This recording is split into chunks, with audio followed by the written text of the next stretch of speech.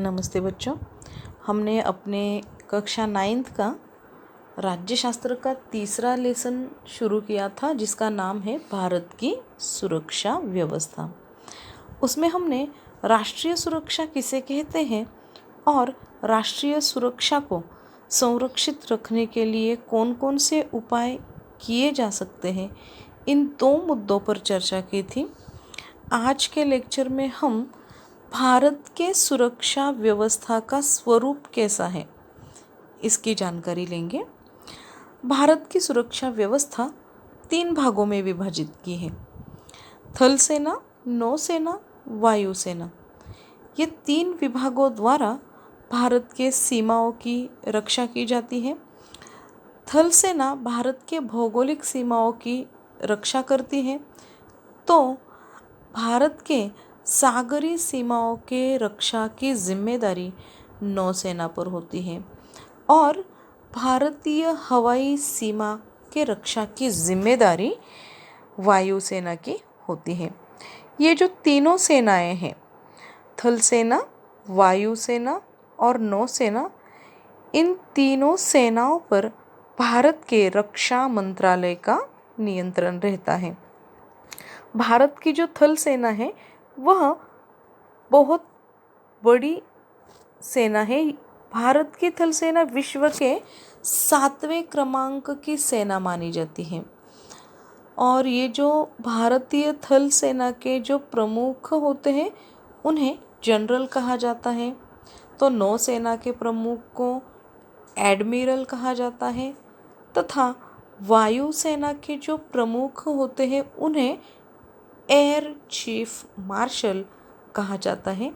इन तीनों सेनाओं के प्रमुखों के नियुक्ति की जिम्मेदारी होती है अपने भारत के राष्ट्रपति पर। यहाँ पर आप देखोगे कि चित्र दिया है थल सेना का, नौसेना और वायुसेना का। राष्ट्रपति इन तीनों सेनाओं के प्रमुखों की नियुक्ति करते हैं और भारत के जो राष्ट्रपति होते हैं सभी रक्षा दलों के अर्थात थल सेना, नौसेना और वायुसेना, इनके प्रमुख होते हैं। देश में युद्ध की घोषणा करना, युद्ध की शांति संबंधी निर्णय लेना, ये सब जिम्मेदारियां राष्ट्रपति पर होती हैं। तो इस तरह से भारत के सुरक्षा रक्षा में इन तीनों सेनाओं का बहुत ही महत्वपूर्ण योगदान रहता है। भारत की सुरक्षा व्यवस्था बड़ी तेज़ बनाए रखने के लिए, आधुनिक बनाए रखने के लिए यहाँ पर अपने रक्षा मंत्रालय को सदैव सतर्क रहना पड़ता है। इसीलिए इन अनुसंधान जो संस्थाएं हैं कुछ, उसकी स्थापना की है और ये जो अनुसंधान संस्थाएं हैं सैनिकों को अत्यधिक प्रशिक्षण देना, उन्हें आधुनिक शस्त्रास्त्रों के बारे में सजग करना, ऐसे जिम्मेदारी का काम निभाते हैं।